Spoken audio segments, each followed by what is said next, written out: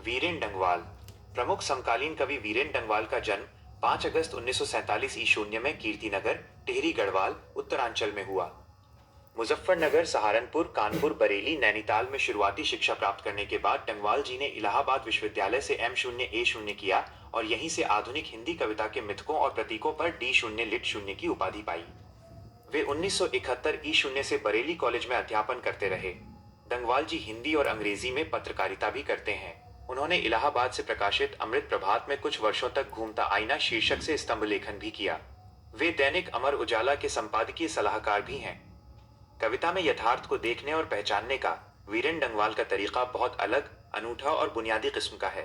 सन 1991 में प्रकाशित उनका पहला कविता संग्रह इसी दुनिया में आज भी उतना ही प्रासंगिक और महत्वपूर्ण लगता है। उन्होंने कविता में समाज के साधारण जनों और हाशिए पर स्थित जीवन के जो विलक्षण ब्यौरे और दृश्य रचे हैं, वे कविता में और कविता से बाहर भी बेचैन करने वाले हैं। उन्होंने कविता के मार्फत ऐसी बहुत सी वस्तुओं और उपस्थितियों के विमर्श का संसार निर्मित किया है जो प्रायः ओझल और अनदेखी थीं। उनकी कविता में जनवादी परिवर्तन की मूल प्रतिज्ञा है और उसकी बुनावट में ठेठ देसी किस्म के खास और आम, तत्सम और तद्भव, क्लासिक और देशज अनुभवों की संश्लिष्टता है। वीरेन डंगवाल को दुष्चक्र में सृष्टा काव्य संग्रह पर साहित्य अकादमी पुरस्कार प्राप्त हो चुका है। उन्हें इसी दुनिया में पर रघुवीर सहाय स्मृति पुरस्कार मिला। उन्हें श्रीकांत वर्मा स्मृति पुरस्कार और कविता के लिए शमशेर सम्मान भी प्राप्त हो चुका है। डंगवाल जी ने विपुल परिमाण में अनुवाद कार्य भी किए हैं। तुर्की के महाकवि नाजिम हिकमत की कविताओं के अनुवाद उन्होंने पहल पुस्तिका के रूप में किया। उन्होंने विश्व कविता से Pablo Neruda, Bertolt Brecht, Vasko Popa, Miroslav Holub, Tadeusz Rozewicz आदि की कविताओं के अलावा कुछ आदिवासी लोक कविताओं के भी अनुवाद किए। समसामयिक कवि वीरेन डंगवाल की कविताओं के संकलन दुष्चक्र में सृष्टा से उनकी कविता हमारी नींद यहाँ प्रस्तुत है। सुविधा भोगी आराम पसंद जीवन अथवा हमारी बेपरवाहियों के बाहर विपरीत परिस्थितियों से लगातार लड़ते हुए बढ़ते जाने वाले जीवन का चित्रण करती है यह कविता। पहला अंश, प्रकृति की निरंतरता। मेरी नींद के दौरान पौन कुछ इंच बढ़ गए पेड़ व कुछ सूत पौधे, अंकुर ने अपने नाम मात्र कोमल सींगों से वह धकेलना शुरू की व बीज की फूली हुई वह छत भीतर से। अर्थ, कवि कहते हैं कि जब हम सो रहे होते हैं तब भी जीवन थमता नहीं है, प्रकृति अपना काम करती रहती है। हमारी नींद के दौरान पेड़ और पौधे थोड़े और बढ़ जाते हैं। एक छोटा सा अंकुर अपनी कोमल शक्ति से बीज की सख्त परत छत को अंदर से धकेल कर बाहर निकलने की कोशिश करता है। यह संघर्ष और विकास का प्रतीक है। दूसरा अंश, जीवन का चक्र और त्रासदी। एक मक्खी का जीवन क्रम पूरा हुआ, पाए कई शिशु पैदा हुए और उनमें से पाए कई तो मारे भी गए बाय दंगे, आगजनी और बमबारी में। अर्थ, यहाँ कवि समय की गति और समाज की क्रूरता को दिखाते हैं।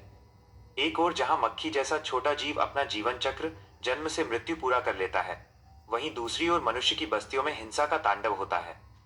कई बच्चे जन्म लेते ही दंगों और बमबारी जैसी मानवीय क्रूरता का शिकार होकर मारे जाते हैं। तीसरा अंश, गरीबों का शोषण और दिखावा।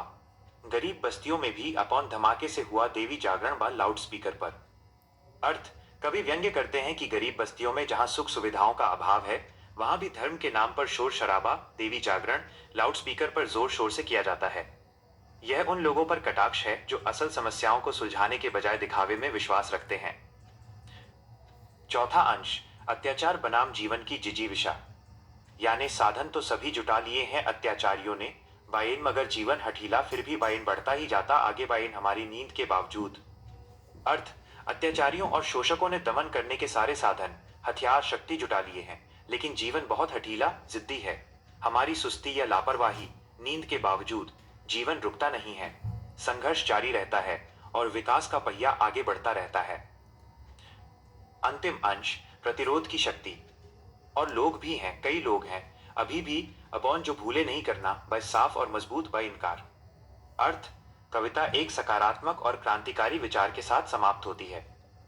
कवि कहते हैं कि समाज में अभी भी ऐसे बहुत से लोग हैं जो अन्याय के सामने झुके नहीं हैं। वे आज भी अपनी पूरी ताकत के साथ गलत बातों को साफ और मजबूत तरीके से नकारना इनकार जानते हैं। यही लोग समाज में बदलाव की उम्मीद जगाते हैं।